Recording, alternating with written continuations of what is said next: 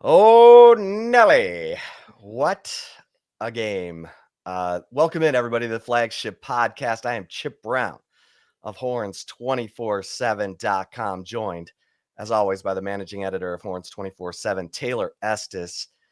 And Taylor, we are trying to make sense of Alabama's 2019 win over Texas, in which the football gods messed with Texas again.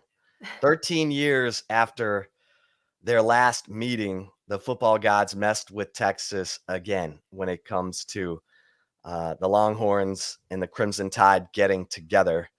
13 years ago was Colt McCoy getting injured with 10:54 left in the first quarter.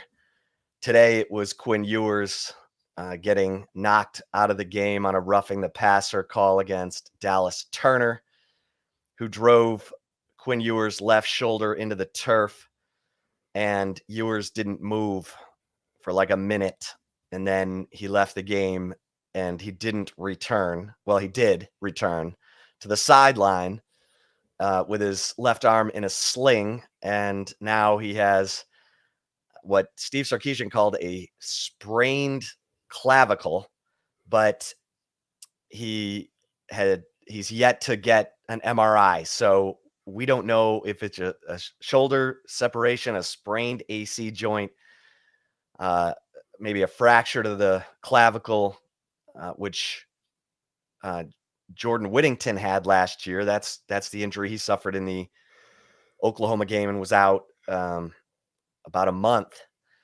So Taylor, this one had a little bit of everything. It was injury plagued. It was penalty plagued, especially on Alabama's side, 15 penalties for 100 yards. And I sure thought that Bert Auburn was going to be a burnt orange legend, right down to his burnt orange hair when he kicked that 49-yard field goal to put Texas up with a minute 29 left. But too much time on the clock for the reigning Heisman Trophy winner, Bryce Young, who completes passes of 28 and 5 yards before Texas calls a timeout. They bring a corner blitz, perfectly called. Ryan Watts has Bryce Young in his hands for a 10-yard loss. Alabama would have had to burn their last timeout. It would have pushed them from the UT 37 back to the UT 47.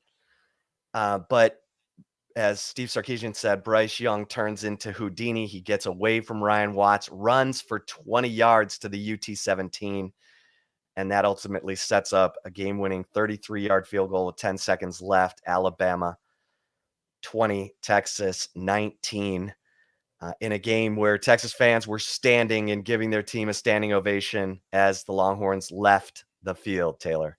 Yeah. I was wondering if you're going to let me talk there, Chip. Just kidding. But no, yeah. I mean, it was all sorts of wild, obviously. And this is what makes college football what it is. I mean, talk about a game that nobody expected. Steve Sarkisian talked about that after the game. Nobody gave them chances. You were the closest, I will say. You had, what was it? I forget what your prediction was, but you had them within A one touchdown. score losing, to Alabama, where the rest of the Horns 24/7 staff, myself included, were expecting what Vegas was kind of expecting. But no doubt that Texas came out, kind of guns blazing, and it's so wild. I was talking to a family member of mine that's a Texas fan after the game, and it's like, gosh, I feel like Texas and Texas fans especially have to be kind of on the place where it's like, I don't want to have the what ifs after a loss to Alabama, because if you think about it, when you look at how this game played out, starting quarterback goes down in the first quarter, you're relying on a backup. And even in this one, I mean, Hudson Card, he was injured pretty early on after he took the field and still kept Texas in the game. But I think the biggest storyline, if you're a Texas fan, and I know moral victories have no place in sports more times than not. But one thing I will say, Chip, is the Texas defense came out absolutely on fire. They hit Bryce Young in the mouth and Alabama in the mouth early and often. And that's exactly what you have to do when you're facing the type of caliber opponent in offense, that Nick Saban and the Crimson Tide have with reigning Heisman Trophy winner Bryce Young, one of the only people touching the ball every single snap. So the Texas defense really did an outstanding job. And I know that a lot of that may get overlooked. I would say, coming out of the game, because a loss is a loss is a loss. You are what your record is, says. You are what the scoreboard says. But man, that Texas defense, like, you've got to just be enamored a little bit with the turnaround. I mean, this is not just, facing ULM, and that's no knock on ULM or anything along those lines. This is facing the number one team in the country, and they were just on fire. I mean, they were getting after Bryce Young, getting after the Alabama offense, and you've got to give credit where credit is due. And, with that being the biggest concern for Texas last year, coming into this year, I mean, you hope, things continue to progress this way, but man, that's a good performance. You have to give credit for the defense, Chip. Yeah, I mean, I think they were the story of the game because when Ewers goes out of the game, and Ewers was getting into a rhythm. He was 9 of 12 passing 134 yards. He had just hit Xavier Worthy on a 46-yard deep ball, right down to the shadow of the Alabama goal line. There was a face mask penalty on that play that put the ball at the 2-3 yard line, and then Ewers gets hurt and comes out of the game, and the offense wasn't quite the same. They had converted 2 of 3 third downs passing, and the one incompletion from Ewers to Jatavian Sanders, Steve Sarkisian mentioned, might have been a pass interference on Alabama cornerback Kool-Aid McKinstry, who had 2 other pass interference flags thrown on him later in the game. And Ewers he hit Xavier Worthy for a touchdown that Worthy had in his hands, but when he went to the ground, the ball came out in the back of the end zone. It's the first time I saw any real emotion from Ewers. He was like, oh. Yeah, he kind of like went like this, like Yeah, when he he kind saw of, him, like at the end. kind of flinched a little bit, like, oh, we had that.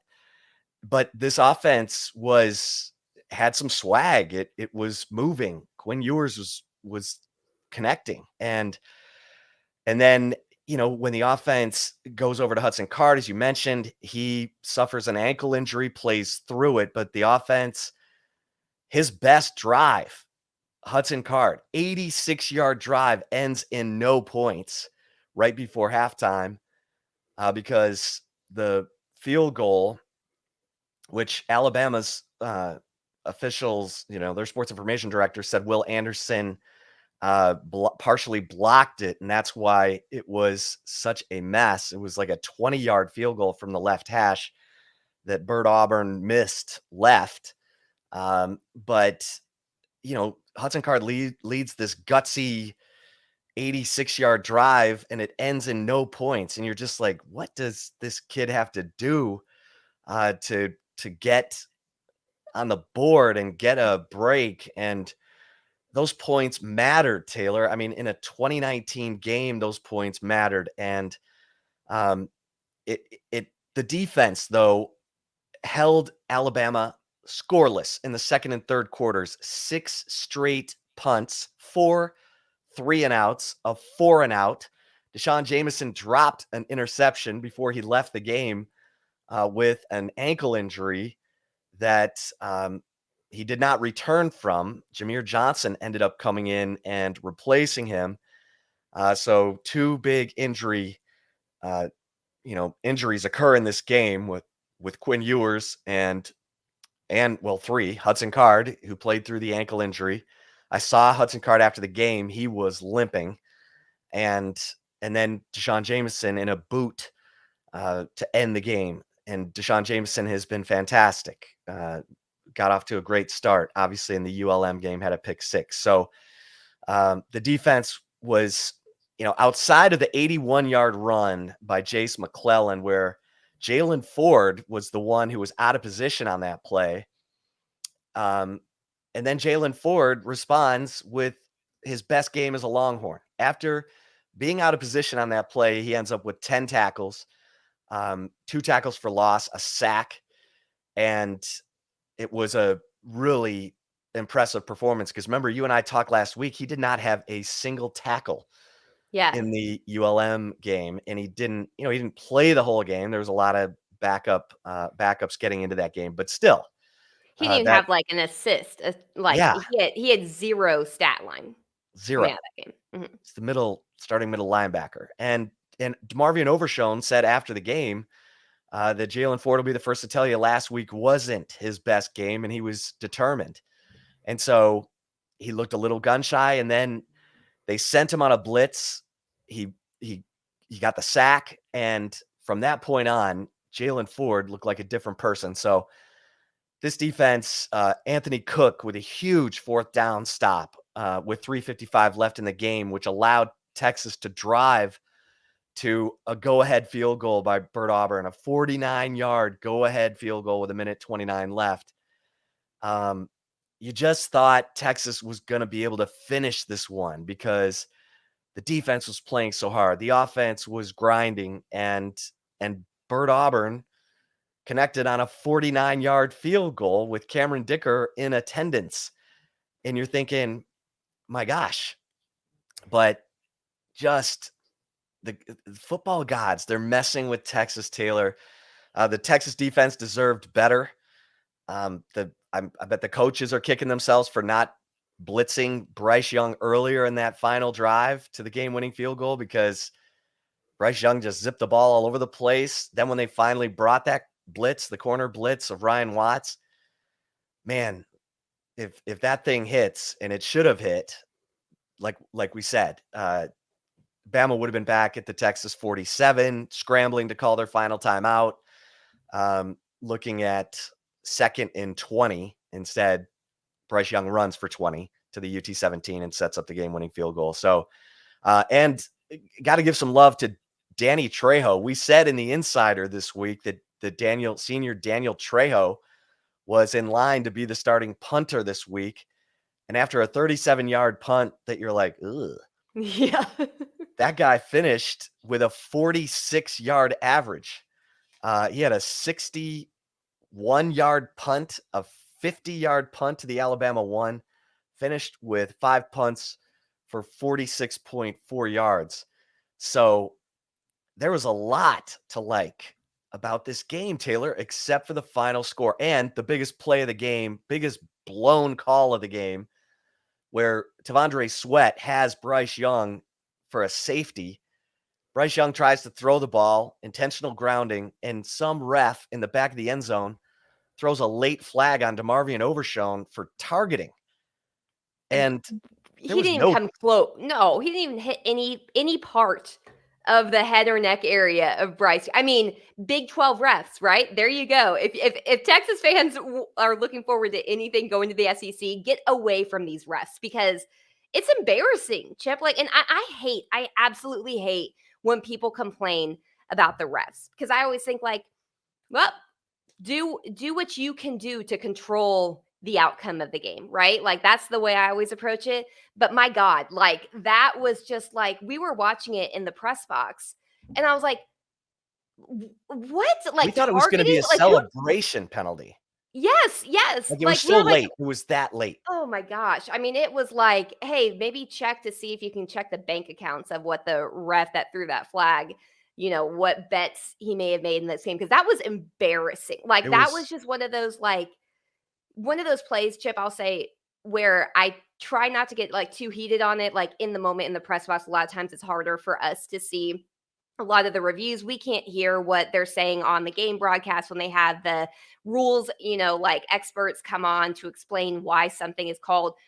The first thing I did when I came home was look at that and I rewatched that play. I can't tell you how many times. And it's yeah, there's like what what nothing that what in the like F is going on? Like honestly, that's the Lord reality. Lord knows what that ref was looking at, but it cost Texas dearly because Texas would have been up 12-10 with 9:50 left in the third quarter and would be getting the ball back. Hmm. And again, those 2 points in a 2019 game, and Texas ends up, Bama ends up kicking a 44-yard punt out of their own end zone because the officials end up crediting Bryce Young with an incomplete pass Yeah, on even though that there was play no instead of receiver anywhere near. instead of a sack or intentional grounding, which would have also equated to a safety. Intentional grounding in the end zone is a safety. And so Bama kicks it 44 yards out of the end zone. Texas drives to a field goal to go up 13-10. And they should have been up 12-10 with the safety, with the ball, coming back. And as Steve Sarkisian said, it could have changed the complexion of the ball game. And that is, it's just frustrating. It's frustrating, because Texas fans are sick and tired of being sick and tired. Yeah. And you look at this performance. It was a gutsy performance from Texas. The defense totally stood up and gave us a performance we hadn't seen last year. You're wondering, oh my gosh, Texas is up 13-10, then 16-10 in the third quarter. You're thinking they're going to finish this game. They're going to win this game. And they just, it was just a crazy, change sequence of events that lead to this loss. And Steve Sarkisian said, look, we can't get hung up on this because in 7 days, Texas has to play UTSA, a team that Texas is going to be heavily favored to beat. And Texas is going to have to bring their own juice to the game. They're going to have to bring their own energy. They're going to have to play to their own standard and not come down or let down, because UTSA, you can argue with Frank Harris at quarterback against Hudson Card, you might give Frank Harris the edge in that game. So, we don't know what's going on with Quinn Ewers, but it looked bad. And Yeah. so we'll see. But especially, and I meant, banged up Hudson Card, who's going to try and fight through this ankle injury and be ready to go next week. Yeah. Before we continue this conversation, Chip, let's take a really quick break, but stick around. We have much more to talk about coming out of this game between Texas and Alabama. So stay tuned. We'll be right back. And if you're watching us on the Horns 24/7 YouTube channel, we will roll on here. Chip, when you talk about UTSA, on paper, I would say obviously Texas is probably going to be favored, but there are some matchup differentials that maybe favor UTSA. When you look at what UTSA has done so far, they've now had back-to-back overtime games, one that ended in a 3 overtime loss to Houston, a 37-35 loss in week 1. That was at home at the Alamo Dome. They won on Saturday against Army, at Army actually, 41-38, but again, needed an overtime. And I feel like if you're a Texas fan, you have to hope that Quinn Ewers is fine. I don't, it's hard for me to say one way or the other. It's hard for us to, we're not doctors or anything. It didn't look good. So you have to hope that Hudson Card, I think, almost can, whatever his ankle or foot, whatever the injury or issue that he played through, you hope that clears up, because this is a UTSA team, kind of what we expected going into the year. Had a lot to replace. They did have the veteran quarterback. They have enough to stay in games. They have a great coach in Jeff Traylor, good coaching staff too. But at the end of the day, I think if you're Texas right now, and maybe I'm wrong, I have to go back and watch everything from this game. We're coming, we're doing this before we even start rewatching the game. I only rewatched a few plays, but you have to, in my opinion, right now, you have to hope that Hudson Card's okay. Am I wrong? Yeah, you have to hope Hudson Card and Quinn Ewers are okay. Well, Quinn, yes, yeah, Quinn but Ewers looks like he looked like the quarterback we expected in that first quarter against Alabama. The game was not too big for him. He was putting deep balls right on the money. I mean, he missed one to Xavier Worthy, but he hit on on that 46-yarder and on the touchdown ball that that Worthy couldn't control to the ground. 9 to 12, 134 yards passing, converted 2 of 3 third downs passing. Hudson Card converted 1 of 9 third downs the rest of the game. And that, again, on a hobbled ankle. So Hudson Card deserves credit and respect for, again, leading an 86-yard drive that resulted in no points because of the partially blocked field goal or whatever. I mean, it's just confounding the things that seem to happen with this Texas Longhorn football team, especially when it comes to playing Alabama the last 2 meetings. But Right. you can't hang your head or look back or say this or that. I mean, I kind of loved what DeMarvin Overshone, when asked about the blown safety call, he said, "You're not going to get all the calls, and Right. the refs aren't going to, you're not going to get all the calls, and you just got to keep playing." And that's a mature attitude, and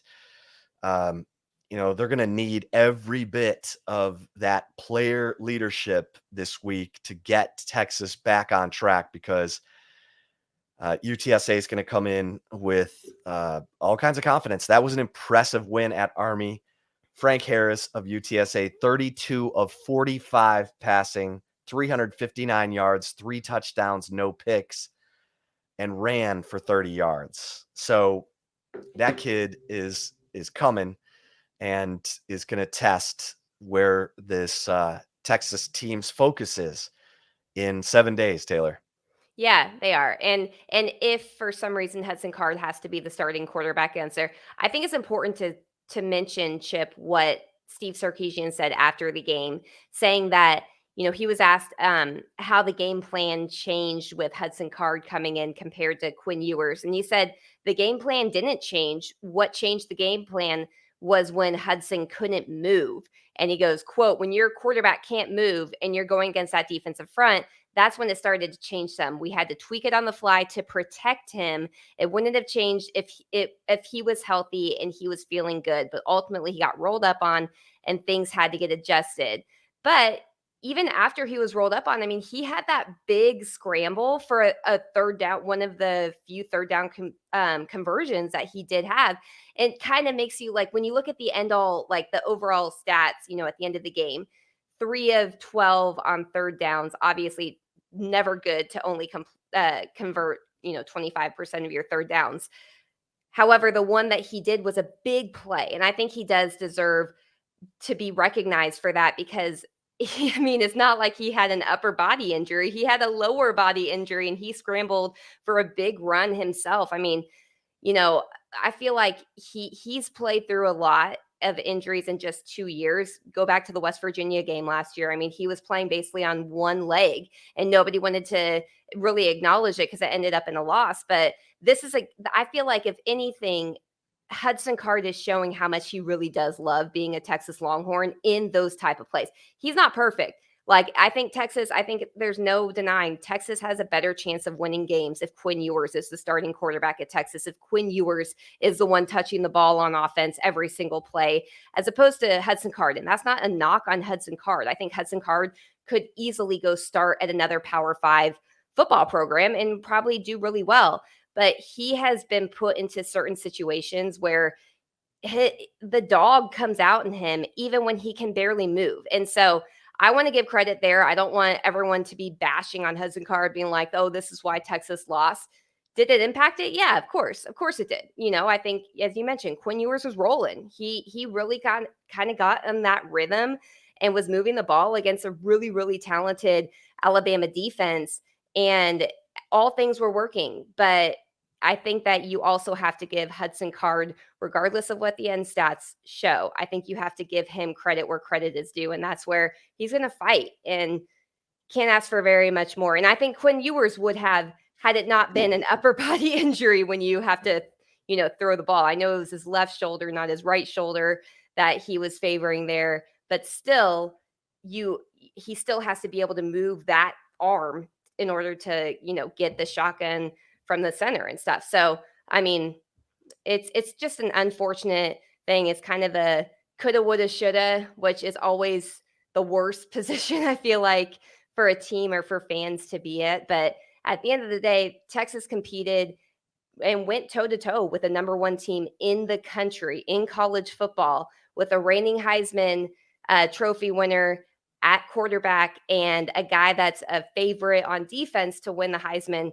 It's hard to, it's, I hate moral victories, but it's really hard not to see the positive in what Texas fielded today, all things considered.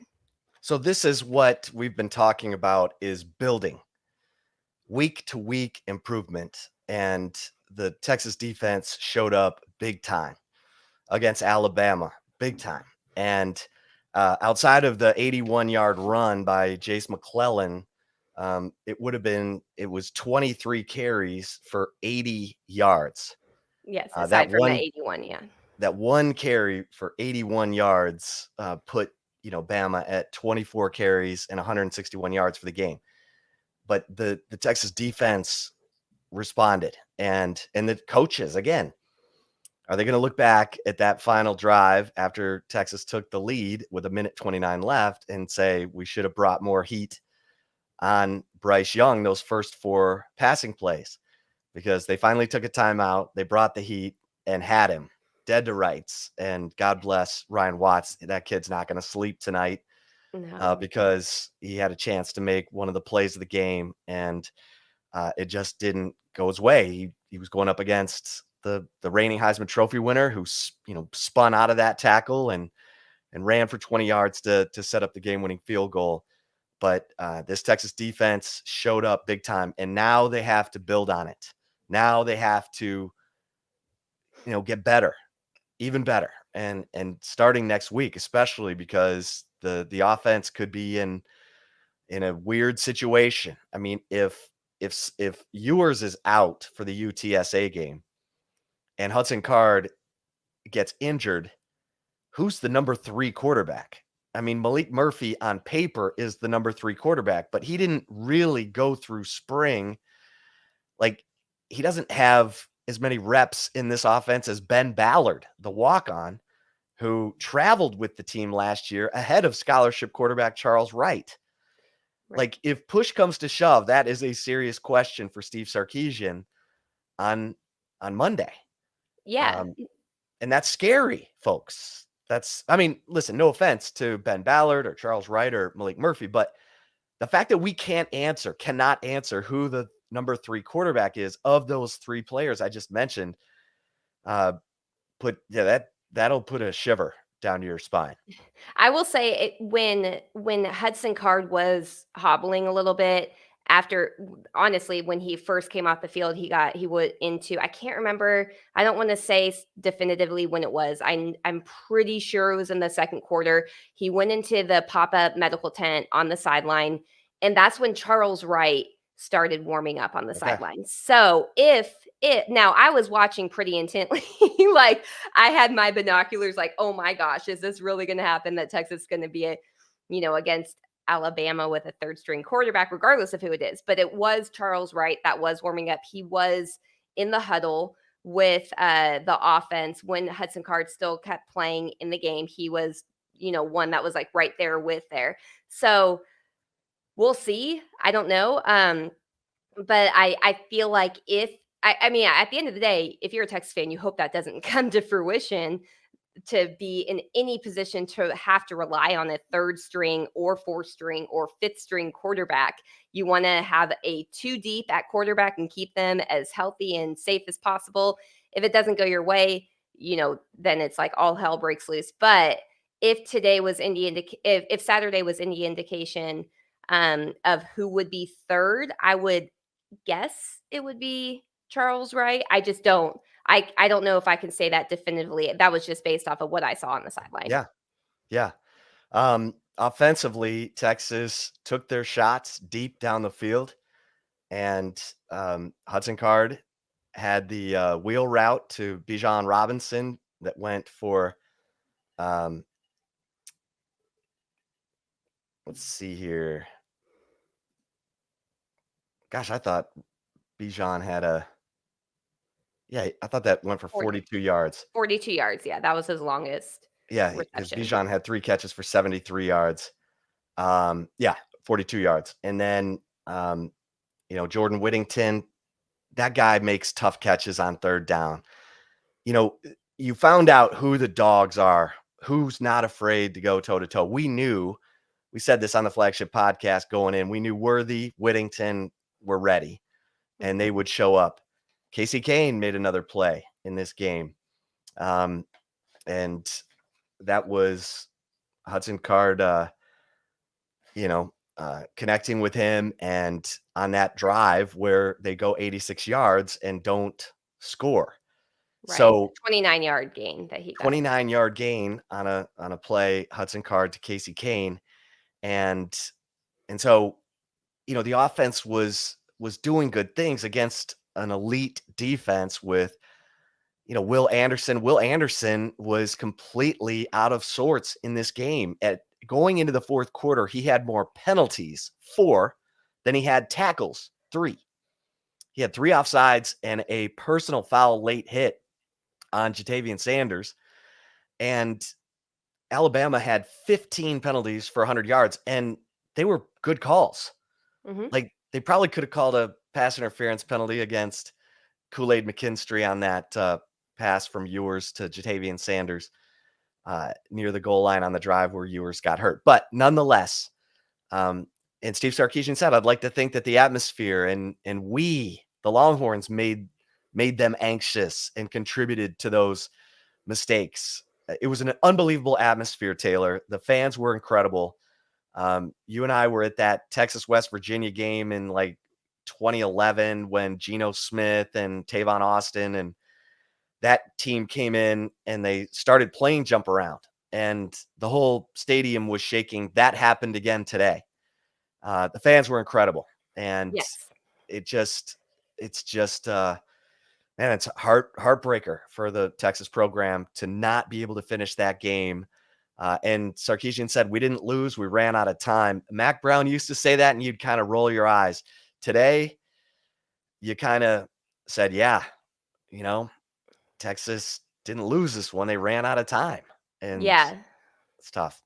Yeah, it is tough. And Will Anderson did say in the post-game press conference, he was asked about the atmosphere, and he gave so much credit to the atmosphere inside Royal Memorial Stadium on Saturday. He said that this was one of the more I don't remember exactly his words, but essentially summed it up as one of the tougher environments that he's played in since he's been at college, and facing one of the tougher teams that he has played against too. He gave a lot of credit to Texas there. It's crazy too, Chip, when you say that, Alabama finished the game with 15 penalties.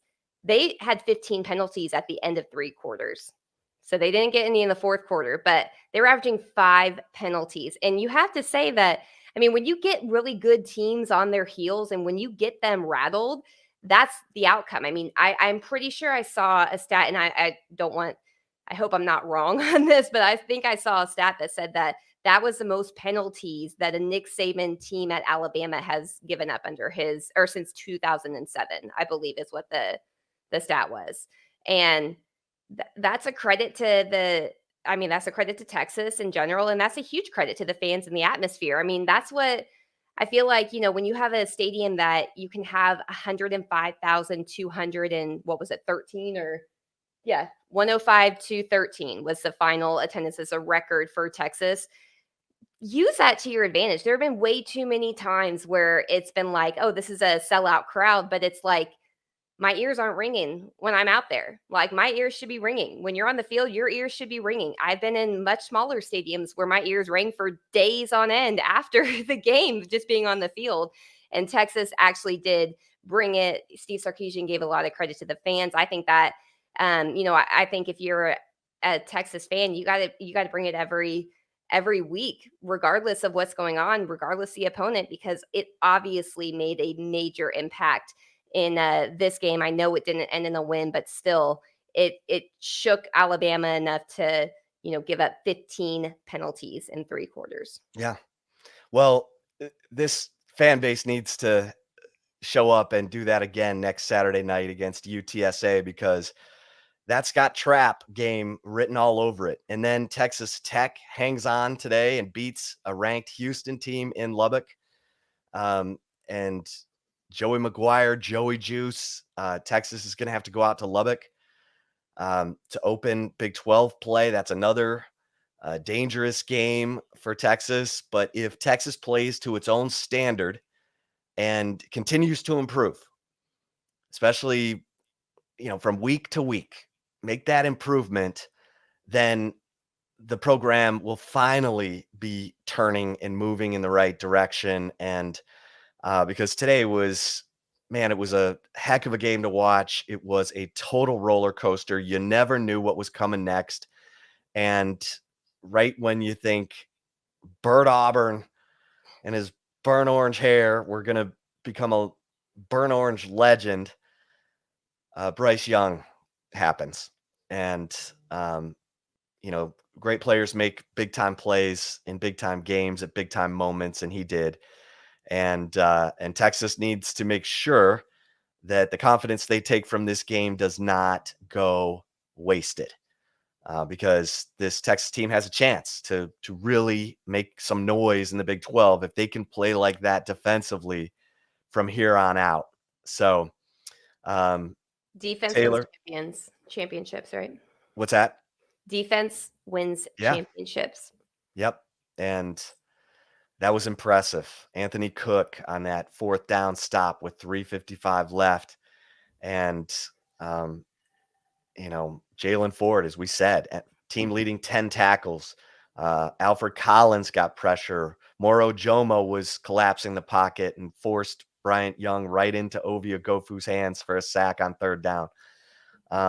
There were a lot of really good plays made today defensively, and penetration. Tavondre Sweat should have been credited with the sack of Bryce Young in the end zone. Didn't happen. But, there was a lot of positives to take from this game.